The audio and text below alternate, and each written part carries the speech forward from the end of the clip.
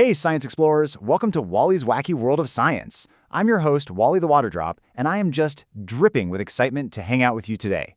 We're going to go on a huge adventure to learn all about how our awesome planet changes and the cool stuff we get from it. So, you ready? Let's dive right in. First up, let's figure out what actually changes our Earth. Because, our planet is always on the move. It's always changing. It's true. Some of these changes happen super fast, and others are so slow you wouldn't even notice them. So let's meet the two teams. All right, so check this out. On one side, we've got the Fast Changes team. These guys get things done in just a few minutes. We're talking volcanoes, earthquakes, and floods. Then, on the other side, we have the Slow Changes team. These guys take many years to do their thing, and that's weathering and erosion. So let's get to know them a bit better, shall we? Okay, let's meet the speedsters first, the fast crew. These guys do not mess around. When they show up, boom, the land is changed in like the blink of an eye. First on the team is the mighty volcano. Okay, so a volcano is a place where hot, melted rock, we call it lava, comes blasting out from way deep inside the ground. Whoa! It can build a whole new mountain in just a little bit of time. That is super fast. Next up, we've got the earthquake. You ever felt the ground just start to shake? Yeah, that's an earthquake. It's a sudden shaking of the Earth's surface. It happens with no warning at all, and it's over in a few minutes. But man, it can change the land in a big way. And last but not least for our fast crew is the flood. A flood, well, that happens when a whole lot of rain falls and the rivers just can't hold me and all my water drop buddies anymore. So we spill over onto the land. It's another one of those changes that happens really quickly. Okay, so we've met the speedy team. Let's switch gears. It's time to meet the slow and steady crew. Now, these changes are just as powerful, but they really like to take their time. I mean, we're talking many years. First up for the slow crew is weathering. So what is weathering? It's when wind and water, get this, break down rocks into smaller pieces. Just picture a giant rock, okay?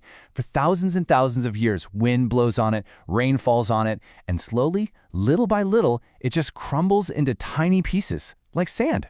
And now, let's meet weathering's partner in crime, erosion.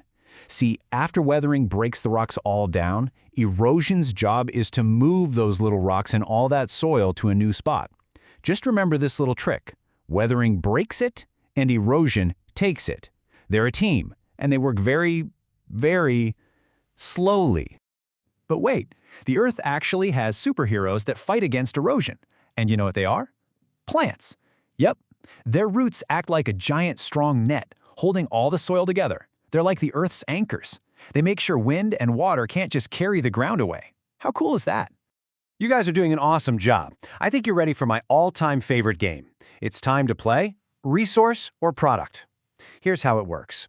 I'll show you something, and you just shout out if it's a natural resource or a product. You ready to play? Okay, but wait. First, the rules. It's super simple. A natural resource is anything from nature that people can use. So, think of stuff we find outside, like water. That's me, or air, rocks, or plants. You got it? Okay, let's do this. All right, first one. What am I? Water is a... Go on, shout it out. Is it something we find in nature or something people make? You got it. Water is a natural resource. I come from rain and rivers and oceans. You can't just make me in a factory. Okay, next up. Think about this. What do you use to dry off after you go for a swim? A towel. So, a towel is a... What do you think? It's a product. That's right. See, people use machines to weave cotton, which, by the way, is a natural resource, into the towels we use. Anything made by people or machines is called a product. How about this one? This stuff is everywhere in forests and parks. Wood is a natural resource? Awesome. Wood comes straight from trees, and trees are totally a part of nature. Okay, last question. And this one's a little tricky, so think hard. What about the pencils you write with at school? Pencils are a... Yes, pencils are a product. See? Even though they're made from a natural resource, wood, they're changed and put together by people and machines to make something totally new. You guys did an amazing job. Knowing the difference just helps us see all the incredible ways we use our planet's gifts to make things we need every single day. Whoa, my science senses are tingling. You've all learned so much today. So let's do a super fast review with Wally's quick quiz.